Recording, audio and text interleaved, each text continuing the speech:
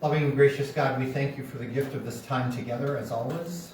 We thank you for the gift of your holy word and that word made incarnate that we just celebrated at the Christmas season in Jesus the Lord. May his spirit of resurrection and hope and peace and mercy and love teach us all this through your word and through the word that we hear from each other. We thank you for blessing us with this day. We ask that you would continue to watch over all those who are struggling with the winter weather and bless all that we hold in our hearts today. Concerns for ourselves, for family, for friends, for all that we need.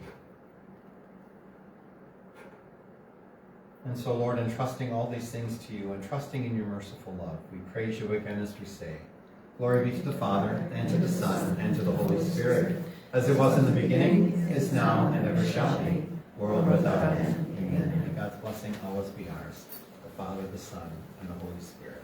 Amen. A couple items of business before we jump in. This did not occur to me until last night, which is a little late, but it ended up not being an issue. I have it on good authority that winter will be over within the next 2 weeks, but just in case it's not, if there's ever a situation where the weather is really bad and the office is closed, we take our cues from Delta College. I think many of you know that. If Delta College closes, we close the office. If Delta closes and the office is closed, everything on campus will be shut down. So I don't want you ever to drive here for Bible study on a bad day expecting it when we're not having it. Simply because if everything is closed down, I don't want you out on the roads. I really don't. It's a matter of being concerned for not just my own safety in traveling, but everyone's safety. So just use that as your cue, if you would. If the office is closed because of the weather, everything in terms of our special sessions and things will also be closed. Okay? And now that we've kind of limped into January from the holiday season, I know some of you were anxious to know what the schedule is from here on out. So we're going to be putting this in the bulletin, so it will be in print within the next few days, but if you want to kind of scout out the Tuesdays that we're going to have Bible study, it will continue to have, we'll continue to have 2 sessions, 2 o'clock in the afternoon, obviously where we are now, even though the clock says we're 3 hours early. And then also 6:30 on Tuesday evenings for those folks that come in the evening. So for February, we're going to go with February 3rd and February 17th. In March, we're going to go March 10th, March 31st. We're going to have to miss the 17th because that's a high holy day and I will not be here. All right. When you marry into the Clancy clan, you definitely don't work on the 17th of March. So again, February 3rd, February 17th, March 10th, and March 31st. So there'll be a little bit of a reprieve in there. And then we'll go April 14th, April 28th, and then May 12th, and May 19th. So for right now, that's the schedule. We might adjust it as we come into the springtime if we feel like there's time to grab a few other sessions.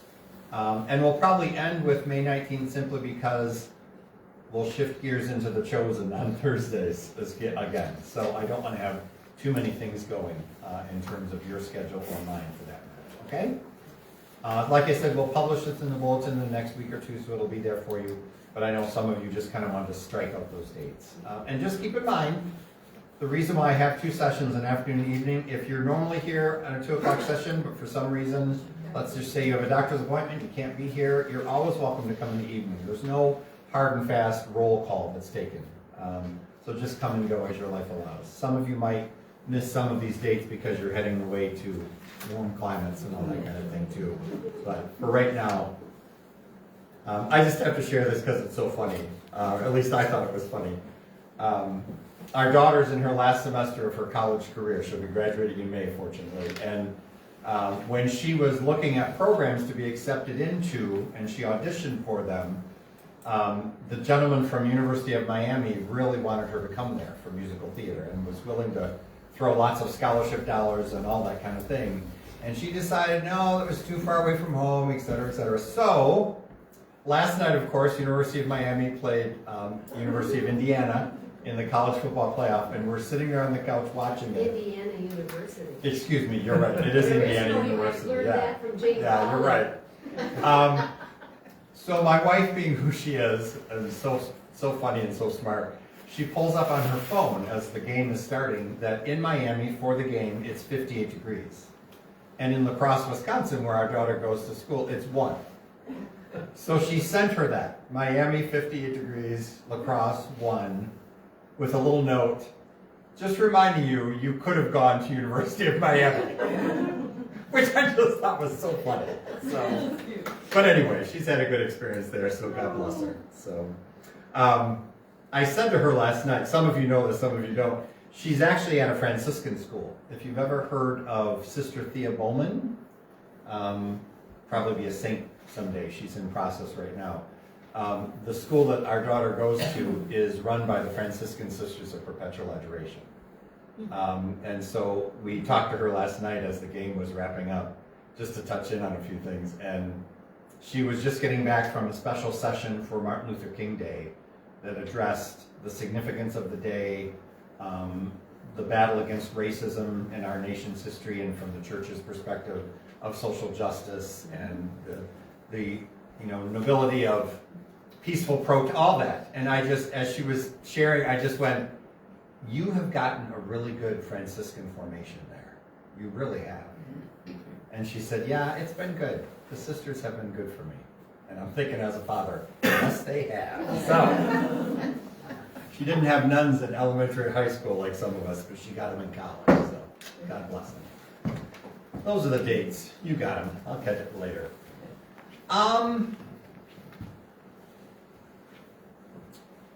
Help me to remember. Did we leave off in Exodus? Yes. 34, maybe? Because I have it marked for 35. Did we talk about the radiance of Moses' face? Yes. Yeah. Okay, so we ended with that then. That's what I thought. So we'll start up with 35. We are going to dance through this today. We did a little bit of that last time, because especially with the intricacies of the law and so forth, you'll get bogged down, we'll all get bogged down with it because it's so very detailed. If any of you read ahead in Deuteronomy or any of the books, you know what I'm talking about. Did anyone read ahead? Kathy, give us your opinion of the rules and regulations of the Mosaic Law. They're quite in-depth. They deal with everything. They deal with how to get engaged, how to get married, how to have children, how to take care of the children, how to eat, how to sleep, how to, everything. It's everything. It's all there. How to go to the temple. Yeah, there's even stuff that's hard to read. Did you find any of that? Oh, Like if you have an unruly child, yeah. warn them twice, and on the third time take them to the gate of the city and stone them. Yeah, there have been parents that have wondered about that over the years, you know. But no, that's part of the law, and so that's the challenge of the Mosaic Law. That's why, you know, as parents we say strike two. A little different way of saying it. But seriously, it's all in there, and it's very detailed. So we don't want to get bogged down in there, so to speak. We want to catch the high parts that are still important for us to observe. And I mean this with all. I'm sorry, Martha. What? I just had a question. How come they have so many rules when they're later on they said the Pharisees had too many stupid little rules? But who said that? Jesus did. Correct. Correct. So Jesus. These came from God. Well, that was the point I was going to make. In going through this time, the next time we meet, until we kind of get to the book of Samuel, where my goal is,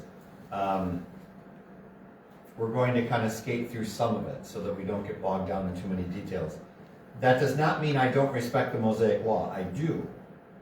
But by the time of the ministry of Jesus, the life of Jesus, he wrestles with the Pharisees who studied that law and knew it, every word, every iota. And Jesus kept saying, the problem with you is you know the law, but you've lost the spirit of it. Because Jesus again and again goes back and says the point of the law is to be compassionate, to be kind, to be understanding, to be realistic, if you will. And the Pharisees were not always realistic. They knew the law, they thought you should abide by it, letter and tooth. And Jesus said that's not how life is. So that, and again, that's why it's important that we recognize the Mosaic Law. It's important that we recognize the significance to our Jewish friends and neighbors, even today, but to not get bogged down in it. Because Jesus basically said, I've given you 2 commandments. What are they? Love God and love your neighbor. The entire law is fulfilled in that, is what he says. And so he doesn't abolish the law. He says, I've come to fulfill it, but in fulfilling it, he simplifies it very much. And just says, if you love God and you love your neighbor, all the law is in there. You don't need to worry about all those details. It's all in there. Okay? So we have 2 commandments, and we still struggle to keep those. Right? Because loving God seems easy. Loving my neighbor, okay? In our humanness sometimes. So, okay, so let's go back to chapter 35. It's going to go back into the Sabbath regulations. Remember this? Verse 1. Moses assembled the whole Israelite community and said to them, this is what the Lord has commanded you to be done. On 6 days work may be done, but the seventh day shall be sacred to you as a Sabbath of complete rest to the Lord. Anyone who does work on that day shall be put to death. You shall not even light a fire in any of your dwellings on the Sabbath day. That's the kind of extreme stuff that we're talking about. Anybody ever worked on the Sabbath? Sorry, you're toast. Okay? Again, we have to keep our common sense with that. And then it goes into details of the collection of materials, the contributions, everything that needs to be drawn together for the tent, which is going to be the dwelling of the Lord, the ark, and so forth. Didn't we go through this a little bit? Yes. Lynn, you're saying yes, others are saying no? Okay. Let's just go to chapter 36. And we'll start with verse 8. Chapter 36, verse 8. The various experts who were executing the work made the dwelling with its 10 sheets woven of fine linen twine, having cherubim embroidered on them with violet, purple, and scarlet yarn. If you know anything about the biblical books and the time of the Bible, you know that violet and purple cloth is extremely expensive. That's why it's being used for the holiest of the holy stuff. Okay? The length of each sheet was 28 cubits and the width 4 cubits. All the sheets were of the same size. 5 of the sheets were sewed together, edge to loop, and the same for the other 5. Loops of violet yarn were made along the edge of the end sheets in the first set, and the same along the edge of the end sheet in the second set. 50 loops were thus put on one inner sheet, and 50 loops on the inner sheet on the other set, with the loops directly opposite each other. Then 50 clasps of gold were made, in which the sheets were joined so that the dwelling formed one whole. So that's the creation of the tent. So keep in mind, the people of Israel are still traveling, right? We're still coming out of Egypt. We're still on the way to what will become their home, Palestine, Israel. All right? So the Lord says, I will continue to dwell with you, and this is the tent that I will dwell in. Okay? If you jump to the next page, then probably chapter 37, verse 1, Bezalel made the ark of acacia wood, 2.5 cubits long, 1.5 cubits wide, 1.5 cubits high. The inside and outside were plated with gold, and a mold of gold was put around it. Okay, and then it talks about the propitiatory. Remember we talked about the propitiatory. What's the significance of the propitiatory in the Ark of the Covenant? It's on the lid. So what's inside the Ark of the Covenant? The fragments of the tablets, right? Because Moses threw them down and broke them. But they gathered them all up. They put them inside the ark, once it's built. And the propitiatory is on the lid. Oh, where he sits. In other words, the propitiatory, the seat, is where you have the angels with their wings like this towards the center. And then in between the wings, you have the propitiatory, which is the seat of the Lord, basically, the seat of God. So the significance of that is the Lord is in the midst of God's people, in the midst of his people, sitting on the Ark of the Covenant, if you will. Okay? It's similar to what we believe in terms of our Catholic faith with the presence of the Lord in the tabernacle, right? Okay? And so with the presence of the Lord being there on the propitiatory of the ark, you then have the lampstand, which we would call the sanctuary lamp in our tradition, etc. So it's going to go through all the things that need to be done. The altar, how that's to be made, amount of metal used. Remember I said they're very careful about using metal versus wood. Do you remember what the reasoning was there? Metal is what kind of an element? Work. Weapons. It's considered a violent element. Wood is considered a peaceful element. Okay? Remember we used the example, that's why Jewish people are always buried in a casket that is 100% wood. You don't want anything violent, so to speak, anything metal to be around the body of your loved one. The vestments of the priest then, we're skipping through chapter 39 and so forth. It finishes up with chapter 40. And we'll go to verse 34. So this is going to finish off the book of Exodus. So chapter 40, verse 34. And again, I'm not discouraging you from reading all this. Feel free to go back and do it yourself if you would like to get the different topics, so to speak. Then the cloud covering the tent. This is verse 34. Then the cloud covering the meeting tent and the glory of the Lord filled the dwelling. In other words, the tent that we just got the instructions about. Moses could not enter the meeting tent because the cloud settled down upon it, and the glory of the Lord filled the dwelling. Whenever the cloud rose from the dwelling, the Israelites would set out on their journey. But if the cloud did not lift, they would not go forward. Only when the cloud lifted did they go forward. In the daytime, the cloud of the Lord was seen over the dwelling, whereas at night, fire was seen in the cloud by the whole house of Israel in all the stages of their journey. So if the Lord is settled into the tent, they sit tight. If the presence of the Lord lifts, they move towards the promised land. You get the setting, you get the scene. That takes us to the book of Leviticus. Remember, Leviticus is named for the tribe of Levi. Levi being one of the sons of Jacob. So the Levites, as they're called, are the priestly class. The work of the Leviticus folks is to do the priestly class stuff, the rituals and so forth. So when you go to Leviticus chapter 1, it talks about how holocausts are to be made, how those burnt offerings are to be made. Okay, so chapter 1. The Lord called Moses and from the meeting tent gave him this message. Speak to the Israelites and tell them, when any of you wishes to bring an animal offering to the Lord, such an offering must be from the herd or from the flock. If this holocaust offering is from the herd, it must be a male without blemish. To find favor with the Lord, they shall bring it to the entrance of the meeting tent and there lay his hand on the head of the holocaust, so that it may be acceptable to make atonement for him. He shall then slaughter the bull before the Lord, but Aaron's sons the priest shall offer up its blood by splashing it on the sides of the altar, which is at the entrance of the meeting tent. Then he shall skin the holocaust and cut it up into pieces. After Aaron's sons, the Levites, oh my gosh, I lost my place. After Aaron's sons, the priests, have put some burning embers on the altar and laid some wood on them, they shall lay the pieces of meat together with the head and the suet on top of the wood and embers on the altar. The inner organs and the shanks, however, the offerers shall first wash with water. The priest shall then burn the whole offering on the altar as a holocaust, a sweet-smelling oblation to the Lord.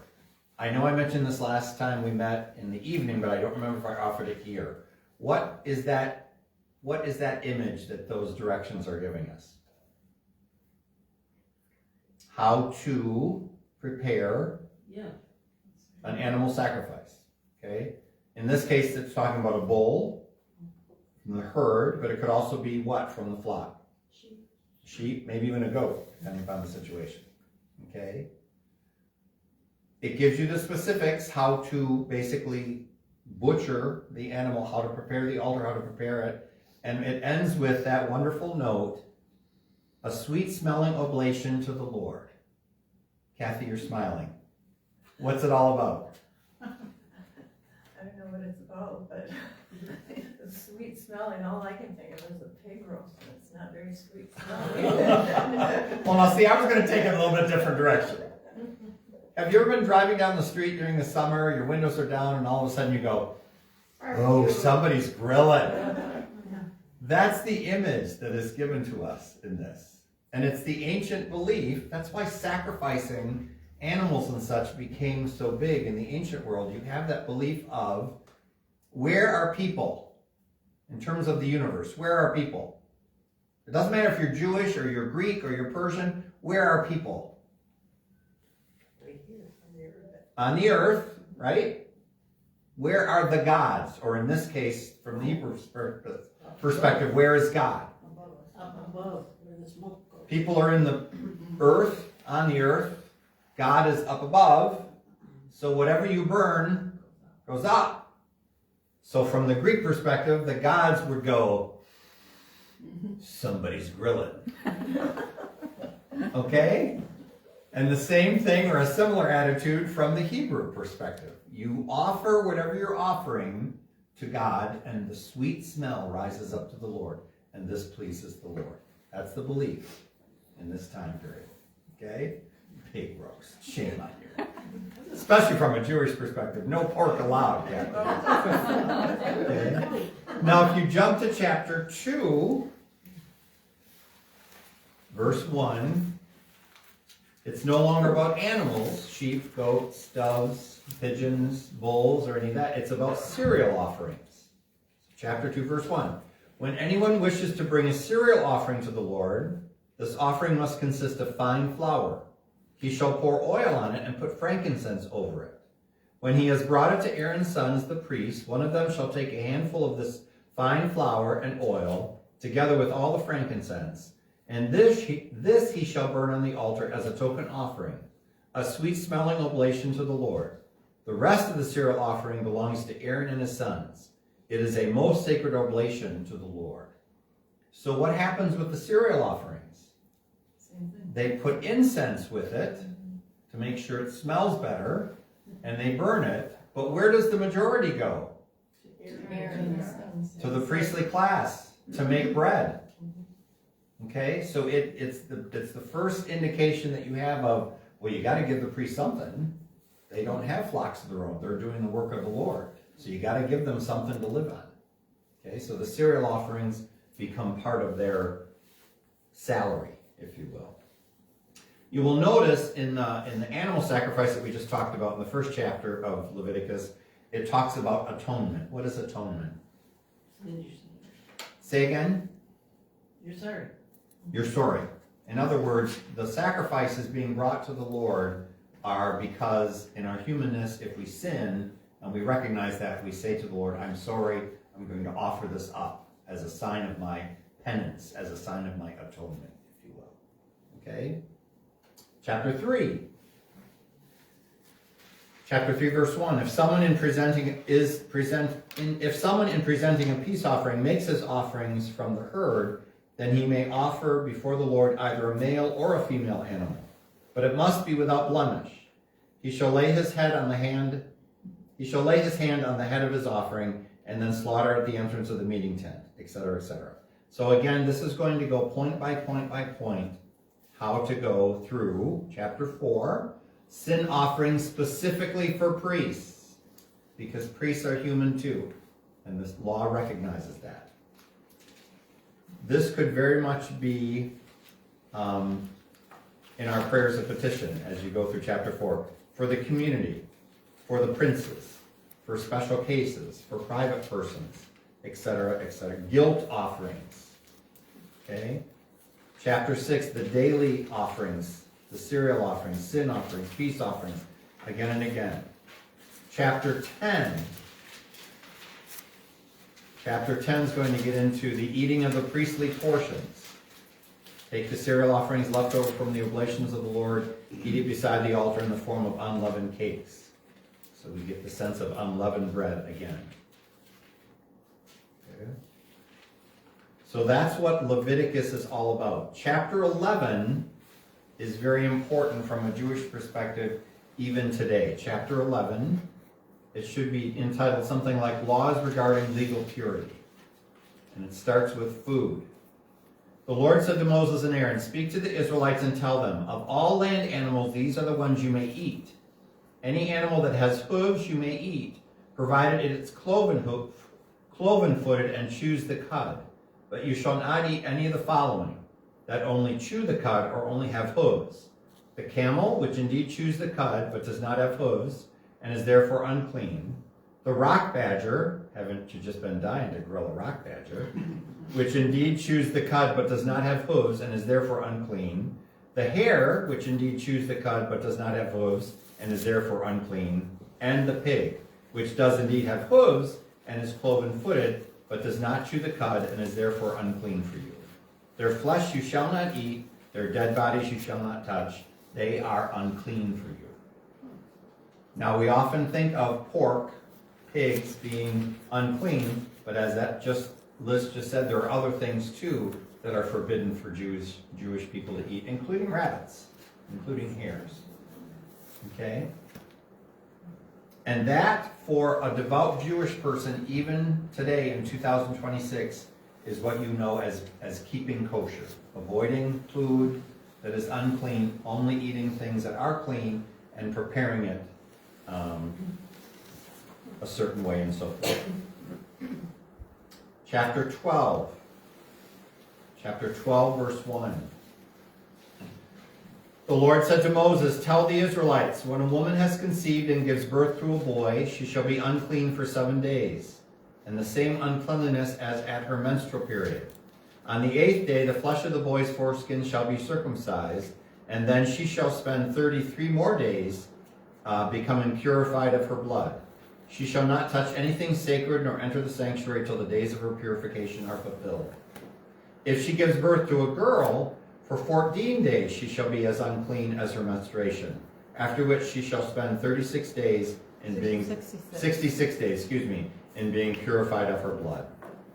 When the days of her purification for a son or for a daughter are fulfilled, she shall bring to the priest at the entrance of the meeting tent a yearling lamb for Holocaust, and a pigeon or a turtle dove for a sin offering. The priest shall offer them up before the Lord to make atonement for her, and thus she will be clean again after her flow of blood. Such is the law for the woman who gives birth to a boy or a girl child. If, however, she cannot afford a lamb, she may take 2 turtle doves or 2 pigeons, the one for a holocaust, the other for a sin offering. The priest shall make atonement for her, and thus she will again be clean." Where do we hear a little snippet of this again? You're giving me the stink eye over there. I didn't write this. I know. There's a lot of stink eye going on. Where do we hear a snippet of this? With the birth of Jesus. With the birth of Jesus. What's the feast that we celebrate 8 days after Christmas? I mean, it's not a big feast, but it's on the calendar. The presentation of the Lord. Okay, that happens 8 days following the birth of Jesus. Okay, and what does it teach us about Mary and Joseph? Number one, they follow the law. They're devout. What else? There's a little snippet in there that we just shared that tells us something. They weren't wealthy Why aren't they wealthy? because they brought 2 doves. They cannot afford the lamb. So they bring the turtle doves. That's what it just said. If you can't afford a lamb, 2 turtle doves are allowed. So we realize that by getting that in the gospel then, Mary and Joseph were not of the upper class, they were the working class or lower class people. Okay, those little hints in the scriptures help us to tell the story. Chapter 13, we get into this a lot in the Gospels of Jesus, the sense of leprosy, because leprosy was considered a terrible disease in the ancient world. The Lord said to Moses and Aaron, "If someone has on his skin a scab or pustule or blotch, which appears to be the sore of leprosy, he shall be brought to Aaron the priest, or to one of the priests among his descendants, who shall examine the sore on his skin. If the hair on the sore has turned white and the sore itself shows that it has penetrated below the skin, it is indeed the sore of leprosy. The priest, on seeing this, shall declare the man unclean. If, however, the blotch on the skin is white, but does not seem to have penetrated below the skin, nor has the hair turned white, the priest shall quarantine and stricken the man for 7 days. On the 7th day the priest shall again examine him. If he judges that the sore has remained unchanged and has not spread on the skin, The priest shall quarantine him for another 7 days, and once more examine him on the 7th day. If the sore is now dying out and is not spread to elsewhere on the skin, the priest shall declare the man clean, and it was merely eczema. The man shall wash his garments and so become clean. But if after he has shown himself to the priest to be declared clean, the eczema spreads at all on his skin, he shall once more show himself to the priest. Should the priest on examining it find that the eczema has indeed spread on the skin, he shall declare the man unclean, for it is leprosy. If you're declared unclean because of leprosy, what happens to you? You have to be put away. You're put out. You're put out so it doesn't spread. Okay? This is the law as it's given in Leviticus, and this is still in effect at the time of the ministry of Jesus. 1,000 years later, let's say, roughly. Okay? So when Jesus comes into contact with lepers and he cleans them, he cleanses them, it's a miracle because of how serious this is. Okay? It continues to talk about the clothes of lepers. It continues to talk about personal cleanliness and personal uncleanliness. Leviticus continues on. The sacredness of blood. The scapegoat. Yes, we have to do this. Verse 20. So this is Leviticus chapter 16. Chapter 16, verse 20.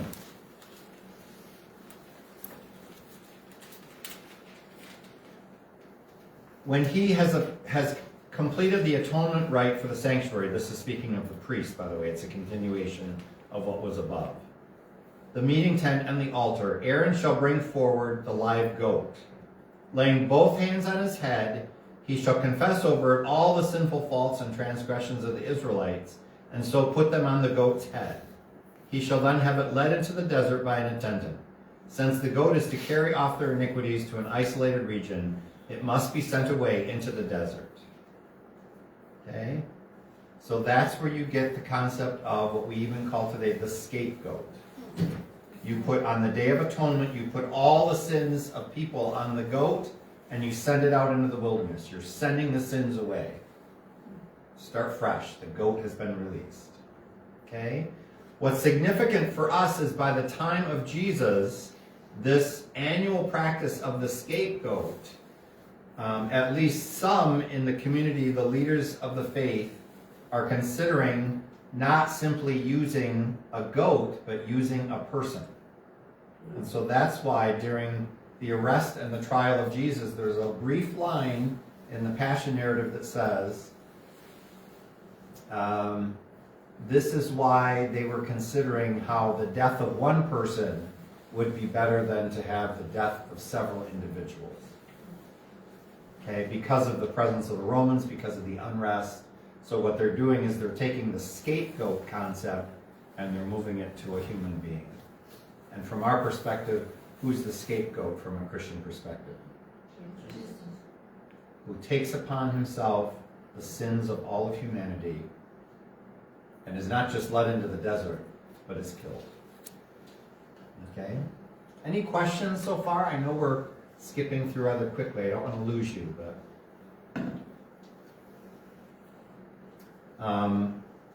chapter 17 goes into sexual relationships as well as the sacredness or sanctity of blood and why it is to be avoided and so forth. Penalties for various sins. You can try to find yourself in chapter 20. I'm kidding, folks. I'm kidding. Chapter 23. Just like we as Catholics talk about holy days, so obviously the Jewish faith has holy days, feast days. You'll notice in chapter 23, it restates again the law of the Sabbath. You can work for 6 days, but do your rest on the 7th. Okay? And then what feast is listed first? Passover. Because it has become the significant feast and will remain to this day the significant feast. But you'll notice you also get, down on verse 15, Pentecost, New Year's Day, because who doesn't love a good party? The Day of Atonement. Okay, the Day of Atonement is when you get rid of your sins. the festival of booths, etc. Chapter 24 is going to go back into details of the sanctuary light, the showbread, punishments, the sabbatical year, what we would call jubilee years, etc. Reward for being obedient, punishments for being disobedient. And that brings us to the end of Leviticus. Again, it's very detailed, as you can see, with all the ins and buts about it. Okay? Any questions?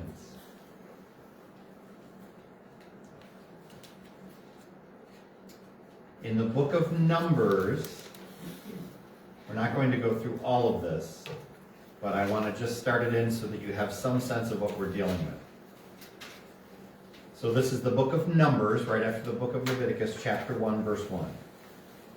In the year following that of the Israelites' departure from the land of Egypt, on the first day of the second month, the Lord said to Moses in the meeting tent in the desert of Sinai, "Take a census of the whole community of the Israelites by clans and ancestral houses, registering each male individually. You and Aaron shall enroll in companies all the men in Israel of 20 years or more who are fit for military service. To assist you there shall be a man from each tribe," and then those men are listed from the tribes, from Reuben, from Simeon, from Judah, Issachar, Zebulun, Ephraim, Benjamin, Dan, Asher, Gad, and Naphtali. Those are the 12 tribes. Okay? And then it goes down to verse 20, or verse 19. This is their census as was taken in the desert of Sinai. Of the descendants of Reuben, the firstborn of Israel, registered by lineage in clans and ancestral houses, when all the males of 20 years or more who were fit for military service were polled, 46,500 were enrolled in the tribe of Reuben. Of the descendants of Simeon, registered by lineage in clans and ancestral houses, when all the males of 20 years or more who were fit for military service were polled, 59,300 were enrolled in the tribe of Simeon. And so it goes tribe by tribe by tribe by tribe. Okay, so by the time you're counting just men 20 years or more fit for service, it adds up to roughly around 500,000 men. Okay? Then verse 47, the Levites, however, were not registered by ancestral tribe with the others. For the Lord had told Moses, "The tribe of Levi alone you shall not enroll nor include in the census along with the other Israelites. You are to give the Levites charge of the dwelling of the commandments with all its equipment and all that belongs to it. It is they who shall carry the dwelling with all its equipment and shall be its ministers. They shall therefore camp around the dwelling. When the dwelling is to move on, the Levites shall take it down. When the dwelling is to be pitched, it is the Levites who shall set it up. Anyone else who comes near it must be put to death. While the other Israelites shall camp by companies, each in his own division of the camp, the Levites shall camp around the dwelling of the commandments. Otherwise God's wrath will strike the Israelite community. The Levites then shall have charge of the dwelling of the commandments. All this the Israelites fulfilled as the Lord had commanded Moses." Chapter 2, verse 1, the Lord said to Moses and Aaron, "The Israelites shall camp each in his own division under the ensigns of their ancestral houses." Do you know what an ensign is? It's what we would call a crest, like a little banner or a little flag that indicates this is my clan. Okay? This is my ancestry. They shall camp around the meeting tent, but at some distance from it. And camped on the east side towards the sunrise shall be the divisional camps of Judah, So it arranges everything. What strikes you about what is happening here? It's not just about counting people. It is, but what are they doing? Separating. David, I'm going to pick on you. What are they doing? Setting up their military. This is not setting up a society. This is setting up an army on the move. Okay, they're arranging themselves in divisions and subdivisions and so forth. It's a very militaristic concept that we're dealing with here. Now, their wives, their children, that's all part of this picture too, but the main thing is they're arranged in what you would call military order. Why? Because they could be attacked at any time. They're moving into foreign land. And not only that, they need to be ready to attack if necessary, if they come to a foreign place and the Lord tells them to take it. Okay? Chapter 3 then goes into the sons of Aaron, the census of the Levites, the priests who were left out of the original. It's again going to go into the duties of the Levitical class.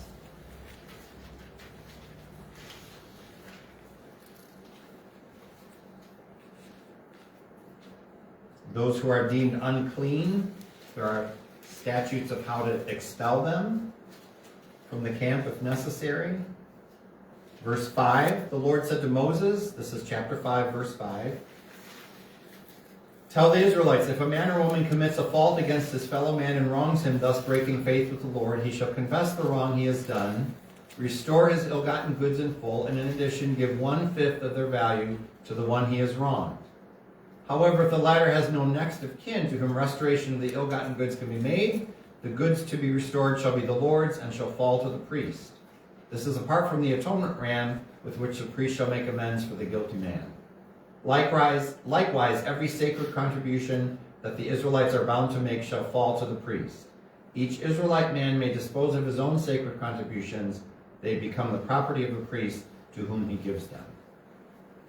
Okay? Then it talks about adultery and how to deal with adultery. Chapter 6 deals with a term we've never heard before. Nazarites.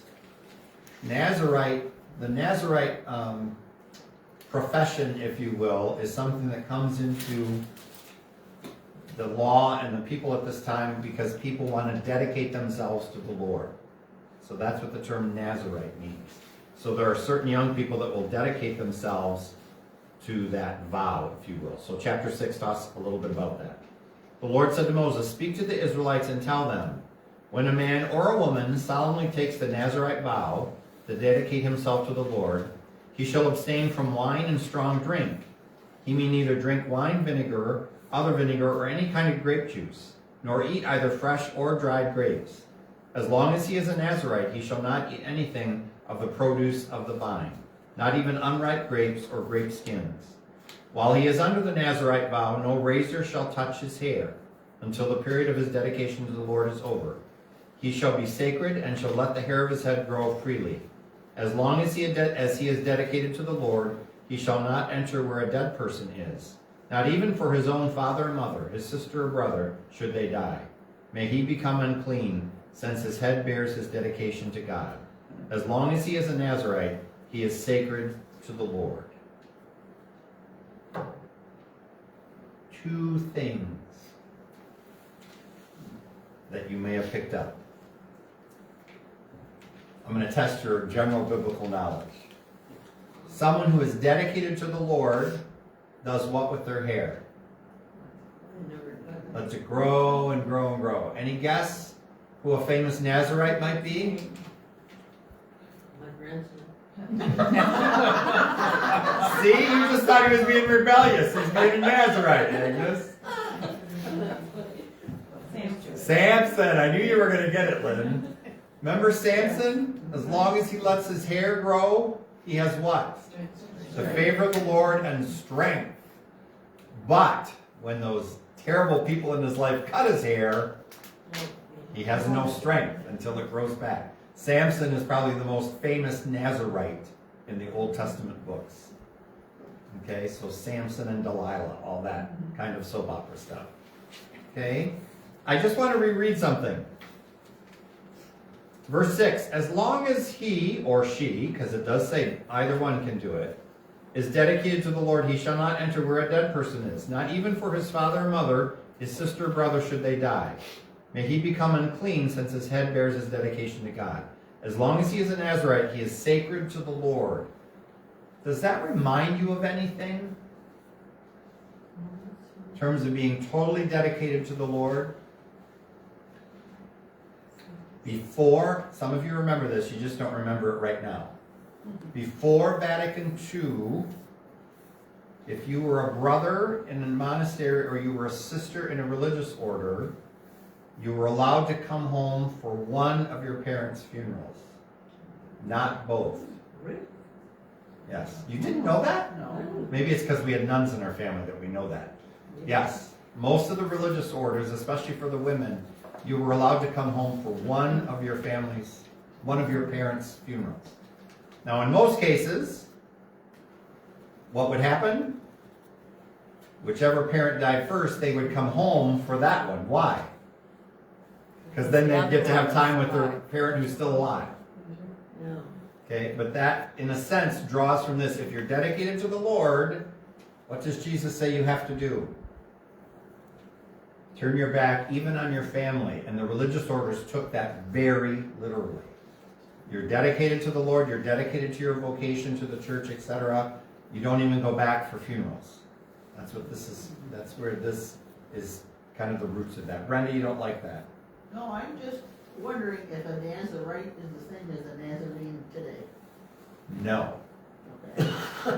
No. Well, that's, No, a Nazarite was someone dedicated to the Lord. Nazarene is a follower of Jesus of Nazareth. That's why they chose that term. all right. Jesus the Nazarene, or Nazarene, depending upon your spelling of it. So no, this is a separate thing. This is within the law of Moses, a special way of dedicating yourself to God alone, so to speak. Okay, the Nazarene is simply a Christian denomination saying we're followers of the Nazarene, of Jesus of Nazareth. Good question, though. Thank you. Anything else before we move on? We should take a little break for verse 22, because chances are you've seen this somewhere before, you've heard it somewhere before. The Lord said to Moses, "Speak to Aaron and his sons, tell them, this is how you shall bless the Israelites. Say to them, the Lord bless and keep you. The Lord let his face shine upon you and be gracious to you. The Lord look upon you kindly and give you peace. So shall they invoke my name upon the Israelites, and I will bless them." Have you heard that before? Sure. It's called the blessing of Aaron. This is where it comes from. The book of Numbers, chapter 6. Okay? It comes in different versions, different wordings, but it's all the same way. It can be, yeah. Chapter 7 goes back and review, which is what we get into in the book of Numbers. It reviews offerings for princes and so forth.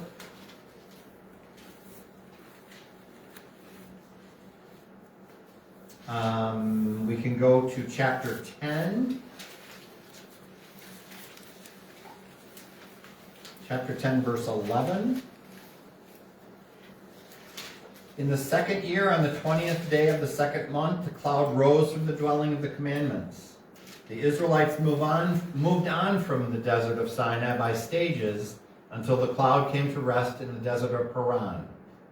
The first time that they broke camp at the bidding of the Lord through Moses, the camp of the Judahites under its own standard and arranged in companies was the first to set out.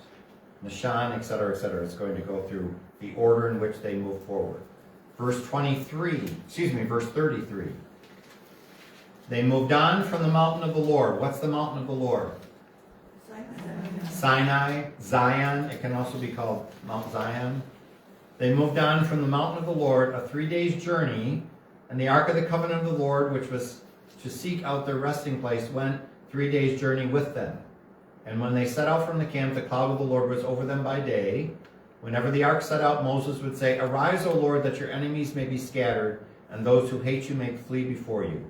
And when it came to rest, he would say, "Return, O Lord, you who ride upon the clouds, to the troops of Israel."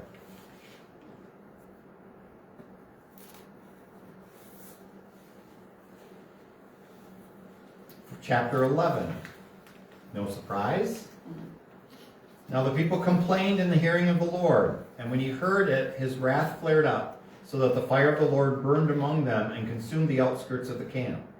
But when the people cried out to Moses, he prayed to the Lord, and the fire died out. Hence that place was called Taberah, because there the fire of the Lord burned among them. The foreign elements among them were so greedy for meat that even the Israelites lamented again. "Would that we had meat for food. We remember the fish we used to eat without cost in Egypt, and the cucumbers, the melons, the leeks, the onions, the garlic. But now we are famished. We see nothing before us but this manna." Manna was like coriander seed, and the appearance of vegetables. When they had gone about and gathered up, the people would grind it between millstones or pound it in a mortar, then cook it in a pot and make it into loaves, which tasted like cakes made with oil. At night when the dew fell upon the camp, the manna also fell. We've heard this before, right? It's a rehashing of it. Okay, but isn't it interesting that it talks about the foreign elements among them? In other words, this is not a pure group. Even still, there are still other people with them. Okay? The appointment of the 70 elders. This is quite a popular story. We should probably go there. Let's go to chapter 11, verse 24. So Moses went out and told the people what the Lord had said. Gathering 70 elders of the people, he had them stand around the tent. The Lord then came down in the cloud and spoke to him. Taking some of the spirit that was on Moses, the Lord bestowed it on the 70 elders, and as the Spirit came to rest on them, they prophesied. What does it mean to prophesy? Not just foretell. From a Jewish perspective, what does it also mean? Speaking in tongues. Speaking in languages that you cannot understand. So that's part of it as well. Now 2 men, one named Eldad and the other Medad, were not in the gathering, but had been left in the camp. They too had been on the list, but had not gone out to the tent. Yet the Spirit came to rest on them also, and they prophesied in the camp. So when a young man quickly told Moses, Eldad and Medad are prophesying in the camp, Joshua, son of Nun, who was from his youth an aide of Moses, said, Moses, my Lord, stop them. But Moses answered him, Are you jealous for my sake? Would that all the people of the Lord were prophets. Would that the Lord might bestow his Spirit on them all. Then Moses retired to the camp along with the elders of Israel. What's the lesson in that? What's the lesson in that reading? We actually get this from the lectionary at Mass from time to time. Don't be jealous, and what else? What's very clear from this little story? God's Spirit is going to go wherever God's Spirit needs to go. And God's Spirit is going to come upon whoever God's Spirit chooses to go upon, even if it breaks the rules. So the list is drawn up. 68 of them go out. 2 don't go out. And the Spirit rests on everybody, including them, back in the camp. The Spirit of the Lord will go wherever it needs to go. Okay? We have the quail come into the camp. We've talked about that before. So they have the manna, and now the quail they also have for meat. You have chapter 12. Moses' sister Miriam gets herself in trouble. While they were in Hazeroth, Miriam and Aaron spoke against Moses on the pretext of the marriage he had contracted with a Cushite woman. They complained, Is it through Moses alone that the Lord speaks? Does he not speak through us also? The Lord heard this. Now Moses himself was by far the meekest man on the face of the earth. So at once the Lord said to Moses and Aaron and Miriam, Come out, you 3, of the meeting tent. And the 3 of them went. Then the Lord came down in the column of cloud, and standing at the entrance of the tent, called Aaron and Miriam. When both came forward, he said, Now listen to the words of the Lord. Should there be a prophet among you in visions, will I reveal myself to him? In dreams will I speak to him? Not so with my servant Moses. Throughout my house he bears my trust. Face to face I speak to him. Plainly and not even in riddles. The presence of the Lord Moses beholds. Why did you not fear to speak against my servant Moses? So angry was the Lord against them, that when he departed, and the cloud withdrew from the tent, there was Miriam, a snow-white leper. When Aaron turned and saw her as a leper, Ah, my Lord, he said to Moses, please do not charge us with the sin that we have foolishly committed. Let her not be like the stillborn babe that comes forth from its mother's womb with its flesh half consumed. Then Moses cried to the Lord, Please not this. Pray heal her, Lord. But the Lord answered Moses, Suppose her father had spit in her face, would she not hide in shame for 7 days? Let her be confined outside the camp for 7 days. Only then may she be brought back. So Miriam was confined outside the camp for 7 days, and the people did not start out again until she was brought back. After that, the people set out from Hazeroth and encamped in the city of Paran. What is the complaint that Aaron and Miriam speak against Moses? It was right there. Did you miss it? What's their complaint? He married a foreigner, for crying out loud. He married a foreign woman, and this is the guy we're supposed to be listening to? Poor Aaron and Miriam. Family fights, family squabbles, family jealousies, etc., etc. So much of this has our human nature right in the middle of it. Okay? Chapter 13. This is the beginning of the military conquests, if you will. Chapter 13 of the book of Numbers. The Lord said to Moses, "Send men to reconnoiter," yes, that's how that word is said, "to reconnoiter the land of Canaan, which I am giving the Israelites. You shall send 1 man from each ancestral tribe, all of them princes." So Moses dispatched them from the desert of Paran, as the Lord had ordered. All of them were leaders among the Israelites. By name they were, there you have the whole list of it. These are the names of the men whom Moses sent out to reconnoiter the land. But Hoshea, son of Nun, Moses called Joshua. And Joshua is going to become very central to this story. In sending them to reconnoiter the land of Canaan, Moses said to them, "Go up here in Negeb, up into the highlands, and see what kind of land it is. Are the people living there strong or weak, few or many? Is the country in which they live good or bad? Are the towns in which they dwell upon open or fortified? Is the soil fertile or barren, wooded or clear? And do your best to get some of the fruit of the land." It was then the season for early grapes. So they went up and reconnoitered the land from the desert of Zin, etc., etc. Okay? Verse 30.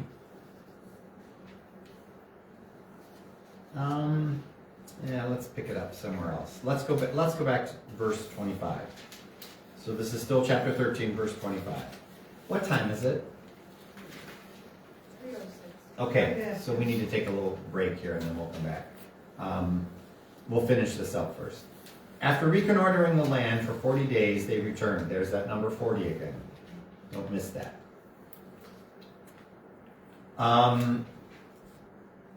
They met Moses and Aaron and the whole community of the Israelites in the desert of Paran at Kadesh. They made a report to them all and showed them the fruit of the country.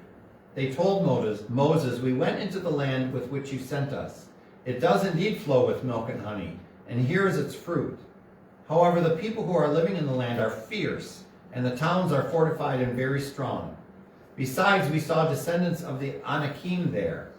Amalekites live in the region of the Negev. Hittites, Jebusites, and Amorites dwell in the highlands, and Canaanites along the seacoast and the banks of the Jordan." So we've heard these names before. We're going to hear them again. The Hittites, the Jebusites, the Amorites. These are the foreign people that they're going to be moving into the territory for. Are you familiar at all with the Anakim? Have any of you done any reading of the Anakim? The Anakim are an ancient legend, if you will. Not sure yet. They were a giant people. In the ancient world, they were considered giants, approximately 10 foot tall. So there's still some discussion about, was that a real situation or was it just legendary? But we're going to come up later this winter, early spring, to a story that could very well be evidence of the Anakim. What is that? David and Goliath. Goliath is considered a giant of a man. Okay, so that's what they're referring to. So it says, oh, they're fierce people, they've got good fortifications, and we even saw descendants of the Anakim there. In other words, we saw giant people there. Okay, so then it continues with verse 30. Caleb, however, to quiet the people toward Moses, said, "We ought to go up and seize the land, for we can certainly do so." But the men who had gone up with him said, "We cannot attack these people. They are too strong for us. So they spread discouraging reports among the Israelites about the land they had scouted, saying, "The land that we explored is a country that consumes its inhabitants, and all the people we saw there are huge men, veritable giants." Mine says the Anakim were a race of giants. "We felt like mere grasshoppers, so we must seem to them." Like, we can't attack these people. They make us look like insects. Okay? So let's take a quick break, stretch our legs, use the bathroom, whatever we need to do, and then we'll come back and finish it off. They made us look like grasshoppers. Consider the size of Jiminy Cricket.